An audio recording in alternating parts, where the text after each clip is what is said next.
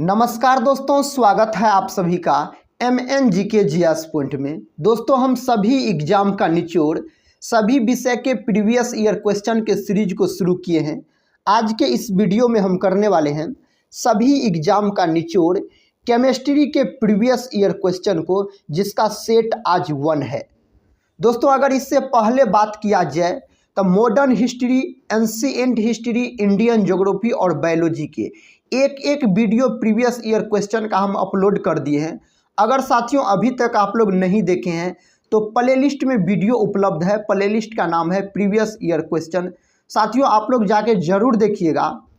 साथियों, अगर आप लोग किसी भी एग्जाम का तैयारी कर रहे हैं तो सभी एग्जाम के लिए प्रीवियस ईयर क्वेश्चन करना बहुत ही ज़रूरी माना जाता है। प्रीवियस ईयर क्वेश्चन करने से दोस्तों पता चलता है एग्जाम में किस प्रकार के क्वेश्चन पूछे गए थे।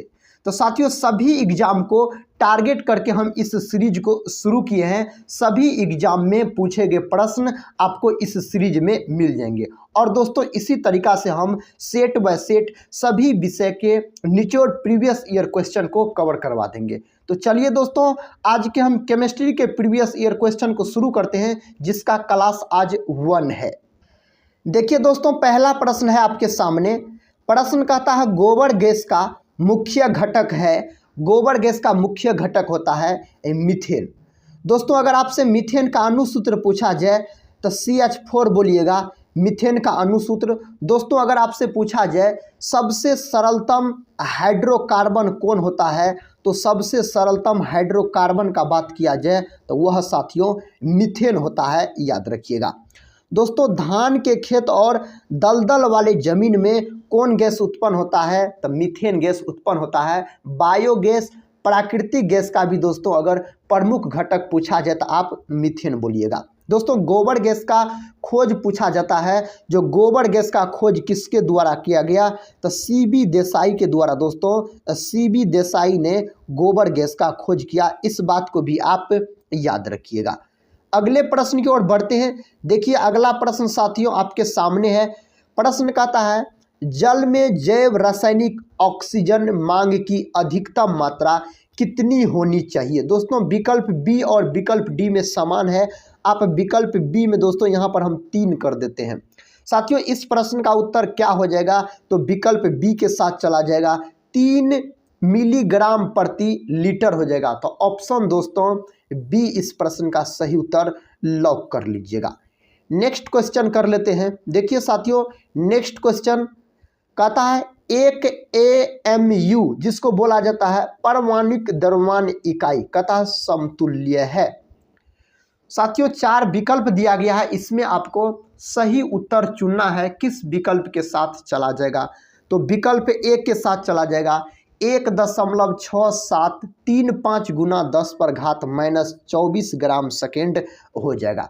दोस्तों, यही अगर केजी रहता तब आप क्या बोलते थे, 1.6735 गुना 10⁻⁻27 हो जाता दोस्तों, अगर केजी में पूछा जाता तो। देखिए दोस्तों, अगला प्रश्न कहता है हीरा बहुत कठोर है जबकि ग्रेफाइट है मृदु कठोर, बहुत कठोर, बहुत नरम, इनमें से कोई नहीं दिया गया है। इसका उत्तर हो जाएगा बहुत नरम। दोस्तों, अगर बात किया जाए हीरा का तो सबसे कठोर पदार्थ अगर आपसे पूछा जाए तो सबसे अधिक कठोर पदार्थ बोलिएगा हीरा होता है। हीरा का दोस्तों अगर आकृति पूछा जाए तो चतुष्फलकीय होता है हीरा का आकृति। इस बात को भी आप याद रखिएगा। सबसे अधिक अपवर्तनांक दोस्तों किसका होता है तो हीरा का 2.42 हीरा का अपवर्तनांक होता है। इस बात को दोस्तों आप याद रखिएगा। दोस्तों याद रखिएगा, हीरा किसके कारण चमकता है तो पूर्ण आंतरिक परावर्तन के कारण चमकता है। दोस्तों, ग्रेफाइट का बात किया जाए तो ग्रेफाइट अधातु होता है लेकिन विद्युत का सुचालक होता है। ग्रेफाइट का आकृति पूछा जाए तो षटफलकीय बोलिएगा, इसका आकृति होता है ग्रेफाइट का। ग्रेफाइट को दोस्तों काला शीशा भी कहा जाता है। क्या कहा जाता है, काला शीशा कहा जाता है। हीरा और ग्रेफाइट दोनों दोस्तों कार्बन के अपरूप होते हैं। अगला प्रश्न कर लेते हैं। कहता है निर्जलीकरण में कौन वस्तुतः थोड़ा कम हो जाता है। कहता sodium chloride, potassium chloride, calcium chloride और कैल्शियम सल्फेट दोस्तों दिया गया है। तो कौन थोड़ा कम हो जाता है? तो सोडियम क्लोराइड, जिसको बोला जाता है NaCl दोस्तों बोला जाता है सोडियम क्लोराइड, साधारण नमक। याद रखिएगा, इस प्रश्न का उत्तर ऑप्शन ए के साथ चला जाएगा। अगला प्रश्न कर लेते हैं। देखिए साथियों, काफ़ी इंपॉर्टेंट प्रश्न है। प्रश्न संख्या 6 कहता है न्यूट्रॉन की खोज किसने की? दोस्तों न्यूट्रॉन का खोज किसने किया? जेम्स चैडविक नामक वैज्ञानिक ने न्यूट्रॉन का खोज किया। ऑप्शन सी इस प्रश्न का उत्तर हो जाएगा। कितने ईस्वी में किया? तो 1932 ईस्वी में दोस्तों न्यूट्रॉन का खोज किया गया। याद रखिएगा दोस्तों। नाभिक का खोज किसने किया? तो नाभिक का खोज किया रदरफोर्ड ने। तो नाभिक का खोज अगर पूछता दोस्तों तो क्या हो जाता? रदरफोर्ड हो जाता। नाभिक का आकार दोस्तों पूछा जाता है, जो नाभिक का आकार कितना होता है? तो 10⁻⁻15 मीटर, यानी इसी को दोस्तों 1 फर्मी बोला जाता है। अगर दोस्तों जे थॉमसन का बात किया जाए तो इलेक्ट्रॉन का खोज किया जे थॉमसन ने। गोल्डस्टीन ने दोस्तों प्रोटॉन का खोज किया, लेकिन प्रोटॉन का नामकरण किसने किया? तो रदरफोर्ड ने नामकरण किया प्रोटॉन का। अगर दोस्तों एग्जाम में प्रोटॉन का खोज के बारे में पूछा जाए, रदरफोर्ड ऑप्शन में रहेगा तो रदरफोर्ड मारिएगा, गोल्डस्टीन दिया रहेगा तो गोल्डस्टीन मारिएगा। अगर दोस्तों बात किया जाए इलेक्ट्रॉन, प्रोटॉन और न्यूट्रॉन का, इसमें सबसे भारी का न्यूट्रॉन होता है। न्यूट्रॉन दोस्तों उदासीन होता है। याद रखिएगा। अगले प्रश्न की ओर बढ़ते हैं। अगला प्रश्न कहता है निम्नलिखित में से किसे ब्लैक लेड कहते हैं? काला शीशा का बात हो रहा दोस्तों। काला शीशा किसे कहा जाता है? तो ग्रेफाइट को कहा जाता है काला शीशा। ऑप्शन बी इस प्रश्न का उत्तर चला जाएगा ग्रेफाइट के साथ। दोस्तों ग्रेफाइट याद रखिएगा अधातु होता है, लेकिन यह विद्युत का सुचालक होता है। इस बात को दोस्तों आप याद रखिएगा। ग्रेफाइट का अगर दोस्तों प्रसंस्करण संख्या पूछा जाए तो sp2 होता है इसका प्रसंस्करण संख्या। हीरा और ग्रेफाइट दोनों दोस्तों, ये दोनों कार्बन के अपरूप होते हैं। अगले प्रश्न की ओर बढ़ते हैं। देखिए अगला प्रश्न कहता है रॉकेट के ईंधन में प्रयोग किया जाने वाला कृत्रिम रबड़ है। रॉकेट के ईंधन में दोस्तों प्रयोग किया जाने वाला कृत्रिम रबड़ पूछा जा रहा है। इसका सही उत्तर नियोप्रीन हो जाएगा। तो ऑप्शन सी में दोस्तों दिया गया है नियोप्रीन। याद रखिएगा। रबड़ का प्राकृतिक बहुलक दोस्तों अगर पूछा जाए तो रबड़ का प्राकृतिक बहुलक हो जाएगा आइसोप्रीन। क्या हो जाएगा साथियों? तो आइसोप्रीन हो जाएगा। और कृत्रिम बहुलक पूछा जाए तो कृत्रिम बहुलक हो जाएगा आपको नियोप्रीन हो जाएगा। क्या हो जाएगा दोस्तों? नियोप्रीन हो जाएगा अगर कृत्रिम पूछा जाए तो। दोस्तों अगर रॉकेट का बात किया जाए तो रॉकेट न्यूटन के तृतीय नियम पर काम करता है। संवेग बोले तो दोस्तों संवेग संरक्षण के सिद्धांत पर कार्य करता है रॉकेट। अगले प्रश्न की ओर बढ़ते हैं। देखिए दोस्तों अगला प्रश्न कहता है निम्नलिखित में से किसका अंतराण्विक बल सबसे क्षीण है? दोस्तों किसका इनमें से बताइए? तो हीलियम का। He दोस्तों इस प्रश्न का उत्तर हो जाएगा हीलियम हो जाएगा। इसको हीलियम बोला जाता है। याद रखिएगा क्या बोला जाता है? हीलियम। हीलियम का परमाणु क्रमांक दोस्तों अगर आपसे पूछा जाए तो आप 2 बोलिएगा। दोस्तों इसको जल बोला जाता है H2O, जल बोला जाता है, जल का अनुसूत्र होता है H2O। और HCl का बात किया जाए तो इसे हाइड्रोक्लोरिक अम्ल बोला जाता है। मनुष्य के पेट में दोस्तों कौन अम्ल पाया जाता है? तो हाइड्रोक्लोरिक अम्ल पाया जाता है। अगला प्रश्न कर लेते हैं।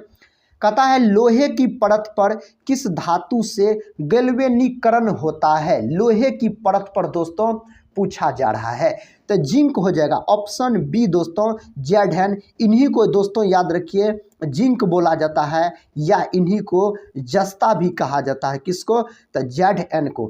Mn दोस्तों इसको मैग्नीज बोला जाता है। इसका परमाणु क्रमांक अगर आपसे पूछा जाए तो आप 25 बोलिएगा।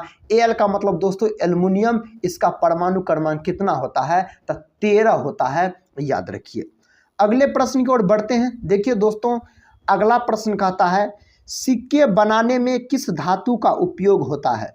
अगर सिक्का बनाइएगा दोस्तों तो कहता है किस धातु का उसमें प्रयोग किया जाता है सिक्का बनाने में? तो कॉपर धातु का प्रयोग किया जाता है। इन्हीं को तांबा बोला जाता है। तो ऑप्शन सी के साथ इस प्रश्न का सही उत्तर लॉक हो जाएगा। नेक्स्ट क्वेश्चन की ओर बढ़ते हैं। देखिए दोस्तों, नेक्स्ट क्वेश्चन आपके सामने है। क्वेश्चन कहता है निम्नलिखित में से कौन धातु नहीं है। दोस्तों 4 विकल्प दिया गया है और आपसे पूछा जा रहा है इनमें से कौन धातु नहीं है, बताइए इस प्रश्न का सही उत्तर क्या हो जाएगा। तो सल्फर नहीं हो जाएगा दोस्तों, इन्हीं को गंधक बोला जाता है। इनका प्रतीक अगर पूछा जाता है एस, ये दोस्तों अधातु होता है, ये धातु नहीं होता है। कॉपर, आयरन, मरकरी ये तीनों आपको धातु होता है। कॉपर का बात किया जाए तो Cu, आयरन का बात किया जाए दोस्तों तो Fe, मरकरी का बात किया जाए इन्हीं को पारा बोला जाता है तो Hg बोलिएगा। अगला प्रश्न कर लेते हैं। कहता है एक इलेक्ट्रॉन का द्रव्यमान है। दोस्तों एक इलेक्ट्रॉन का द्रव्यमान आपसे पूछा जा रहा है, एक इलेक्ट्रॉन का द्रव्यमान कितना होता है, बताइए इस प्रश्न का सही उत्तर किस विकल्प के साथ चला जाएगा। तो विकल्प बी के साथ चला जाएगा। 0.00055 एक इलेक्ट्रॉन का द्रव्यमान हो जाता है। अगले प्रश्न की ओर बढ़ते हैं। देखिए दोस्तों अगला प्रश्न कहता है मानव निर्मित तत्व है। इनमें से दोस्तों कौन मानव निर्मित तत्व है, बताइए इस प्रश्न का उत्तर किस विकल्प के साथ चला जाएगा। प्लूटोनियम हो जाएगा। तो ऑप्शन ए में दोस्तों दिया गया है इस प्रश्न का सही उत्तर। अगर साथियों रेडियम का बात किया जाए, रेडियम का खोज किसने किया, तो मैडम क्यूरी के द्वारा किया गया रेडियम का खोज। अगर आपसे पूछा जाए रेडियम का खोज किसने किया, तो मैडम क्यूरी ने किया रेडियम का खोज। अगला प्रश्न देखिए कहता है निम्नलिखित में से किसमें सर्वाधिक नाइट्रोजन होती है। दोस्तों 4 विकल्प दिया गया है और आपसे पूछा जा रहा है इनमें से सर्वाधिक नाइट्रोजन होती है, किसमें सर्वाधिक नाइट्रोजन होता है। यूरिया में सर्वाधिक नाइट्रोजन होता है, 46% दोस्तों यूरिया में नाइट्रोजन होता है, याद रखिए। अगर दोस्तों यूरिया का अनुसूत्र पूछा जाए तो आप बोलिएगा NH2CO NH2, ये होता है आपको यूरिया का अनुसूत्र। इसमें नाइट्रोजन की मात्रा 46% होता है। यूरिया को प्रयोगशाला में कौन बनाया, यूरिया को दोस्तों प्रयोगशाला में सबसे पहले याद रखिए वोहलर ने बनाया था। अगले प्रश्न की ओर बढ़ते हैं। देखिए साथियों अगला प्रश्न आपके सामने है। प्रश्न कहता है जिप्सम का प्रयोग उस प्रकार के मृदा में किया जाता है जो लवणीय है, जल जमाव वाले में है, कहता उसके बाद मृत्तिका है, कहता क्षारीय है। दोस्तों इस प्रश्न का सही उत्तर का अगर बात किया जाए तो ऑप्शन डी के साथ लॉक हो जाएगा, क्षारीय हो जाएगा इस प्रश्न का सही जवाब। नेक्स्ट क्वेश्चन कर लेते हैं। देखिए नेक्स्ट क्वेश्चन, अगला क्वेश्चन कहता दोस्तों आवर्त सारणी के वर्ग 1 के तत्व है। सामान्य तत्व, संक्रमण तत्व, क्षार धातुएं, कहता लेथेनाइट्स। दोस्तों इस प्रश्न का सही उत्तर किस विकल्प के साथ लॉक हो जाएगा, तो विकल्प सी के साथ लॉक हो जाएगा, क्षार धातुएं दोस्तों इस प्रश्न का उत्तर हो जाएगा। अगर दोस्तों आपसे पूछा जाए आधुनिक आवर्त सारणी का खोज किसने किया, आधुनिक आवर्त सारणी का खोज किया गया मोजले नामक वैज्ञानिक के द्वारा। कब किया गया, तो 1913 में इसका खोज किया था इन्होंने। आधुनिक आवर्त सारणी में दोस्तों वर्ग की संख्या पूछा जाए तो 18 बोलिएगा, और अगर आवर्त की संख्या पूछा जाए दोस्तों तो आवर्त की संख्या हो जाता है आपको 7 हो जाता है। अगला प्रश्न कर लेते हैं। देखिए अगला प्रश्न कहता है एल्केनो का प्रतिनिधित्व करने वाला सामान्य सूत्र है। इनमें से दोस्तों सामान्य सूत्र बताना है एल्केनो का प्रतिनिधित्व करने वाला का।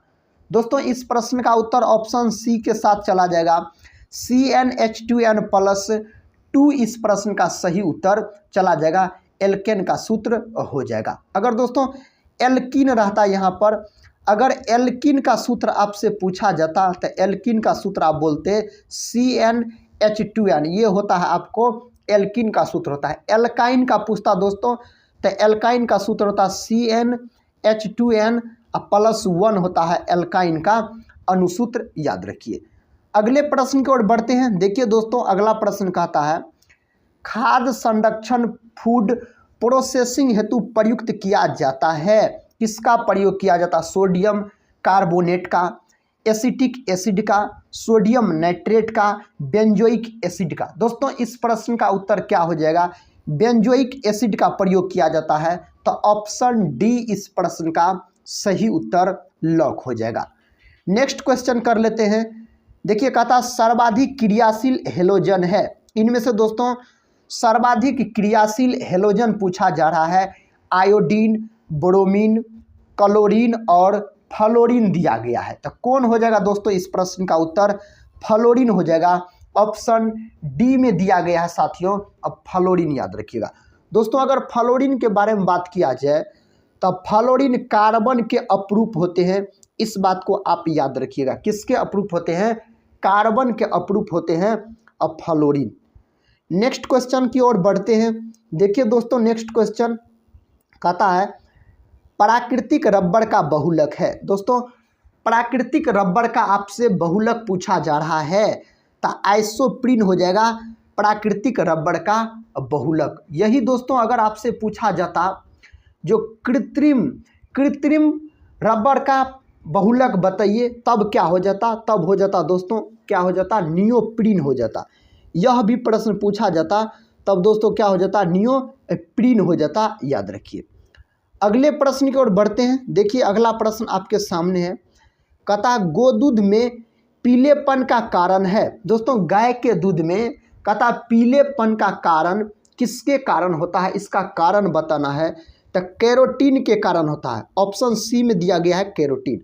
अगर लैक्टिक एसिड का बात किया जाए दोस्तों, दूध और दही में कौन अम्ल पाया जाता है?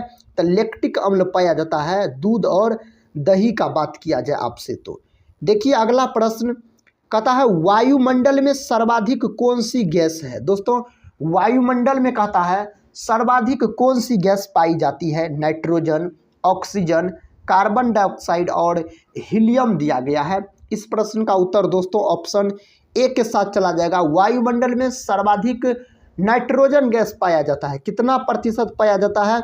तो 78% पाया जाता है। अगर दोस्तों ऑक्सीजन का बात किया जाए तो ऑक्सीजन 21% पाया जाता है। कार्बन डाइऑक्साइड का बात किया जाए 0.03% पाया जाता है वायुमंडल में carbon dioxide gas. Next question कर लेते हैं। क्वेश्चन का था साधारण नमक का रासायनिक नाम क्या है?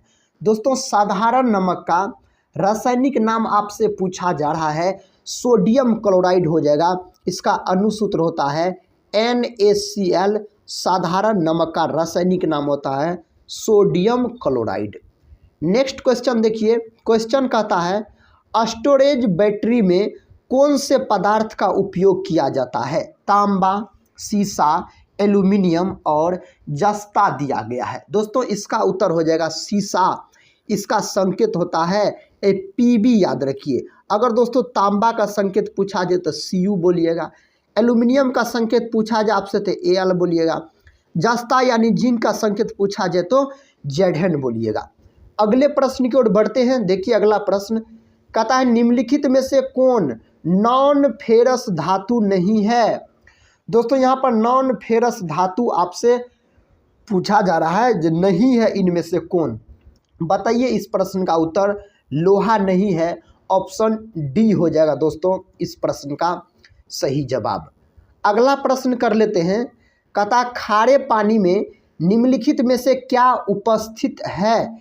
इनमें से दोस्तों कौन इस प्रश्न का सही उत्तर हो जाएगा? इस प्रश्न का सही उत्तर साथियों सोडियम और क्लोरीन दोनों हो जाएगा। तो ऑप्शन साथियों सी और डी याद रखिएगा इस प्रश्न का सही उत्तर। अगले प्रश्न की ओर बढ़ते हैं। देखिए अगला प्रश्न दोस्तों, इसमें जितने भी प्रश्न आपको मिलेंगे सभी प्रश्न किसी न किसी एग्जाम में पूछे गए हैं। देखिए नेक्स्ट क्वेश्चन का था धातुओं के सल्फेट के कारण पानी के अस्थायी खारेपन को दूर किया जा सकता है। कहता निम्न के प्रकार से, किसके प्रकार से इन्हें दूर किया जा सकता है? तो जियोलाइट्स के प्रकार से। ऑप्शन दोस्तों ए इस प्रश्न का सही उत्तर चला जाएगा।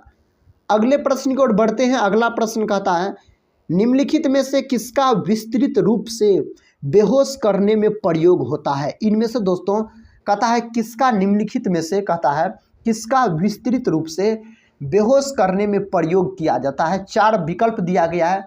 कौन विकल्प इस प्रश्न का सही उत्तर हो जाएगा? तो क्लोरोफॉर्म हो जाएगा। तो क्लोरोफॉर्म दोस्तों ऑप्शन डी में दिया गया है। क्लोरोफॉर्म का अगर अनुसूत्र आपसे पूछा जाए तो CHCl3 बोलिएगा। इन्हें दोस्तों निश्चेतक भी कहा जाता है। किसको? क्लोरोफॉर्म को। अगला प्रश्न कर लेते हैं। देखिए अगला प्रश्न कहता ब्राउन रिंग परीक्षण का प्रयोग होता है कहता नाइट्रेट्स के विश्लेषण के लिए, घोल में किसी तत्व की पहचान के लिए, कहता ऑर्गेनिक यौगिक में नाइट्रोजन को मापने के लिए, कहता है इनमें से कोई नहीं। दोस्तों इस प्रश्न का सही उत्तर हो जाएगा नाइट्रेट्स के विश्लेषण के लिए। ऑप्शन ए इस प्रश्न का सही उत्तर चला जाएगा। अगला प्रश्न देखिए, कहता है निम्नलिखित में से कौन सा नियम गैसों से संबंधित नहीं है? इनमें से दोस्तों 4 नियम दिया गया है और पूछता है कौन सा नियम गैसों से संबंधित नहीं है। बॉयल का नियम, चार्ल्स का नियम, कहता गेलुसाक का नियम और फैराडे का नियम दोस्तों दिया गया है। तो इनमें से दोस्तों फैराडे का जो नियम है ये गैसों से संबंधित नहीं है। फैराडे का नियम दोस्तों किससे संबंधित है? तो फैराडे का नियम संबंधित है विद्युत अपघट्य से। किससे संबंधित है साथियों?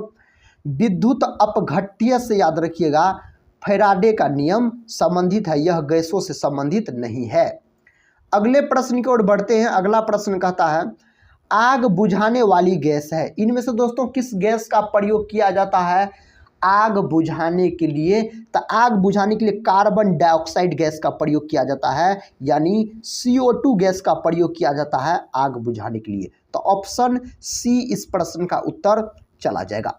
अगला प्रश्न देखिए दोस्तों। अगला प्रश्न कहता है निम्नलिखित में से कौन सा पदार्थ प्राकृतिक रूप से खट्टा है? इनमें से दोस्तों कहता है कौन सा पदार्थ प्राकृतिक रूप से खट्टा है? बताइए इस प्रश्न का सही जवाब। तो सिरका हो जाएगा। ऑप्शन डी दोस्तों इस प्रश्न का उत्तर हो जाएगा सिरका। सिरका में कौन अम्ल पाया जाता है अगर आपसे पूछा जाए? तो सिरका में याद रखिएगा साथियों एसिटिक अम्ल पाया जाता है। कौन अम्ल? एसिटिक अम्ल पाया जाता है अगर सिरका का बात किया जाए तो ऑप्शन डी इस प्रश्न का उत्तर लॉक कर लीजिए। नेक्स्ट क्वेश्चन कहता है निम्नलिखित में से कौन सी धातु प्रकृति में मुक्त अवस्था में पाई जाती है? दोस्तों इनमें से कहता है कौन सी धातु प्रकृति में मुक्त अवस्था में पाया जाता है? तो सोना पाया जाता है। सोना का प्रतीक Au होता है, चांदी का प्रतीक साथियों Ag होता है, सोडियम का प्रतीक का बात किया जाए तो Na होता है, कॉपर का बात किया जाए तांबा का तो Cu होता है।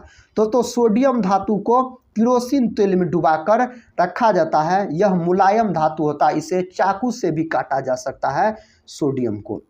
नेक्स्ट क्वेश्चन देखिए, कहता है बॉक्साइट अयस्क है। दोस्तों बॉक्साइट किसका अयस्क होता है? लोहा का, जस्ता का, टीन का और एल्यूमिनियम दिया गया है। दोस्तों बॉक्साइट होता है आपको एल्यूमिनियम का अयस्क होता है।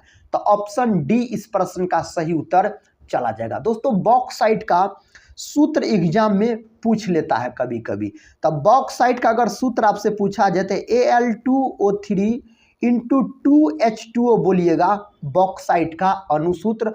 और दोस्तों अगर पूछा जाए आपसे कोरंडम, अगर दोस्तों कोरंडम का बात किया जाए और उसके बाद साथियों क्रायोलाइट का बात किया जाए तो ये दोनों भी आपको किसका अयस्क होता है? तो ये दोनों होता है आपको बॉक्साइट का अयस्क होता है। अगर दोस्तों इसका बात किया जाए जस्ता के अयस्क का, अगर जस्ता का अयस्क दोस्तों आपसे पूछा जाए तो बोलिएगा डेलेमाइन होता है इसका अयस्क, लोहा का हेमेटाइट होता है। अगले प्रश्न की ओर बढ़ते हैं। देखिए साथियों अगला प्रश्न कहता है भोपाल गैस त्रासदी में कौन सी गैस लीक हुई थी? भोपाल गैस त्रासदी जो हुआ था कब हुआ था दोस्तों? तो यह घटना हुई थी आपको 3 दिसंबर 1984 को। इसमें कहता है कौन गैस लीक हुई थी? Methyl isocyanate. देखिए मिथाइल आइसोसाइनेट दोस्तों किस ऑप्शन में दिया गया है? तो ऑप्शन बी में दिया गया है। इसके लिए कौन कंपनी जिम्मेदार थी? यूनियन कार्बाइड नामक कंपनी दोस्तों जिम्मेदार थी इसके लिए। अगले प्रश्न की ओर बढ़ते हैं। अगला प्रश्न कहता है सूर्य में कौन सा तत्व सर्वाधिक मात्रा में रहता है? सूर्य में दोस्तों कौन सा तत्व कहता है सर्वाधिक मात्रा में रहता है हीलियम, हाइड्रोजन, लोहा और सिलिकॉन आपको दिया गया है। हाइड्रोजन रहता है सूर्य में सर्वाधिक मात्रा में। सूर्य में ऊर्जा का स्रोत अगर दोस्तों आपसे पूछा जाए तो क्या बोलिएगा? नाभिकीय संलयन बोलिएगा। तब दोस्तों क्या हो जाता? तो नाभिकीय संलयन हो जाता। अगले प्रश्न की ओर बढ़ते हैं। अगला प्रश्न कहता है कांच पर लिखने के लिए किस अम्ल का प्रयोग किया जाता है? कांच पर अगर दोस्तों कहता है लिखने के लिए कौन सा अम्ल का प्रयोग किया जाता है? नाइट्रिक अम्ल का प्रयोग किया जाता है कांच पर लिखने के लिए। ऑप्शन डी में दिया गया है नाइट्रिक अम्ल। हाइड्रोक्लोरिक अम्ल, इनको दोस्तों HCl बोला जाता है, मानव के पेट में पाया जाता है आपको हाइड्रोक्लोरिक अम्ल। सल्फ्यूरिक अम्ल का बात किया जाए तो इसको दोस्तों H2SO4 बोलते हैं, सल्फ्यूरिक अम्ल को। अगला प्रश्न देखिए, अगला प्रश्न कहता है शुष्क सेल में जो ऊर्जा संग्रहित होती है उसका नाम बताइए। विद्युत, रासायनिक, ऊष्मीय और इनमें से कोई नहीं। रासायनिक हो जाएगा। ऑप्शन दोस्तों बी इस प्रश्न का उत्तर चला जाएगा। निम्नलिखित तत्वों में कथा किसका लवण पटाखों में रंग उत्पन्न करता है? दोस्तों इस प्रश्न का सही उत्तर किस विकल्प के साथ चला जाएगा? तो स्ट्रोंशियम एवं बेरियम हो जाएगा। ऑप्शन सी इस प्रश्न का उत्तर चला जाएगा। अगले प्रश्न की ओर बढ़ते हैं। देखिए साथियों, अगला प्रश्न कहता है निम्नलिखित में से कौन गैस सबसे हल्की होती है? इनमें से कहता है कौन गैस सबसे हल्की होती है? तो हाइड्रोजन गैस दोस्तों सबसे हल्की होती है। अगर यही कौन धातु सबसे हल्की होती पूछा जाता तब दोस्तों आप लिथियम बोलते। लिथियम का प्रतीक Li होता है। अगले प्रश्न की ओर बढ़ते हैं। देखिए दोस्तों, अगला प्रश्न कहता है निम्न में से कौन सी धातु सबसे भारी है? सबसे भारी धातु पूछा जा रहा है दोस्तों, यही चारों ऑप्शन में आपको बताना है। तो चांदी हो जाएगा। ऑप्शन बी याद रखिएगा। नेक्स्ट क्वेश्चन की ओर बढ़ते हैं। देखिए नेक्स्ट क्वेश्चन कहता है सिरका में कौन सा अम्ल पाया जाता है? दोस्तों सिरका में कौन अम्ल पाया जाता है? तो सिरका में अम्ल पाया जाता है एसिटिक अम्ल। एसिटिक अम्ल दिया गया है आपको ऑप्शन ए में। तो ऑप्शन ए दोस्तों इस प्रश्न का सही उत्तर चला जाएगा। कहता है सीमेंट के ग्राइंडिंग प्रक्रम के अंतर्गत कहता है क्विलिकर चूर्ण में जिप्सम मिलाने का उद्देश्य है सीमेंट का रंग तथा कहता संवृत्ति को सुधारना। उसके बाद ऑप्शन बी में कहता है एक समान मिश्रण बनाना, सेंटिंग की दर को त्वरित करना और कहता है सेटिंग की दर को मंदित करना। दोस्तों इस प्रश्न का सही उत्तर किस विकल्प के साथ चला जाएगा? विकल्प सी के साथ चला जाएगा। सेटिंग की दर को त्वरित करना इस प्रश्न का उत्तर हो जाएगा। अगला प्रश्न देखिए, कहता है प्राकृतिक गैस का मुख्य अवयव है। दोस्तों प्राकृतिक गैस का मुख्य अवयव आपसे पूछा जा रहा है तो मीथेन हो जाएगा, जिसका अनुसूत्र होता है क्या? तो CH4 होता है इसका अनुसूत्र। नेक्स्ट क्वेश्चन कर लेते हैं। कहता है निम्न में से कौन सा पदार्थ नाभिकीय रिएक्टर में मंदक का काम करता है? दोस्तों इनमें से कौन सा पदार्थ नाभिकीय रिएक्टर में मंदक का काम करता है उसका नाम बताना है। तब भारी जल हो जाएगा। भारी जल का अनुसूत्र D2O होता है। भारी जल का खोज दोस्तों यूरे नामक वैज्ञानिक ने किया था, भारी जल का खोज।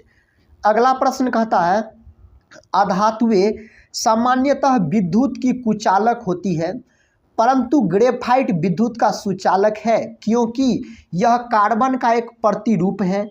कहता है इसमें शिथिलतः बंद इलेक्ट्रॉन होती है। कहता यह भंगुर है। और डी में कहता प्राथमिक ऑक्साइड बनाता है।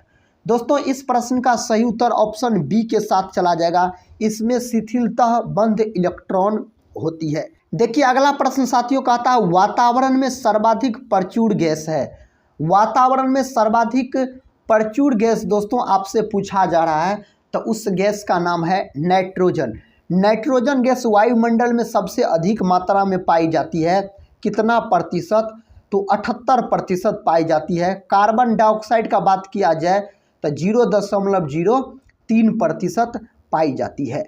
नेक्स्ट क्वेश्चन देखिए दोस्तों, कहता है भोपाल गैस त्रासदी के लिए कौन सी बहुराष्ट्रीय कंपनी जिम्मेवार थी। दोस्तों उस कंपनी का नाम था यूनियन कार्बाइड।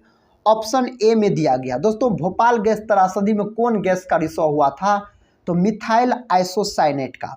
यह घटना हुआ था दोस्तों 3 दिसंबर 1984 को हुआ था। अगले प्रश्न की ओर बढ़ते हैं। देखिए साथियों, अगला प्रश्न आपके सामने है। कहता है निम्न में से कौन सी एक महत्वपूर्ण हरित गृह गैस है। 4 विकल्प दिया गया है। कहता carbon monoxide, carbon dioxide, hydrogen, sulphur dioxide. दोस्तों इस प्रश्न का सही उत्तर हो जाएगा आपको कार्बन डाइऑक्साइड CO2 इस प्रश्न का उत्तर हो जाएगा। दोस्तों आज के इस वीडियो में हम केमिस्ट्री के प्रीवियस ईयर क्वेश्चन के सीरीज में सेट 1 को डिस्कस किए केमिस्ट्री का। तो साथियों हम मिलते हैं नेक्स्ट वीडियो में नेक्स्ट प्रीवियस ईयर क्वेश्चन के साथ। तब तक के लिए जय हिंद।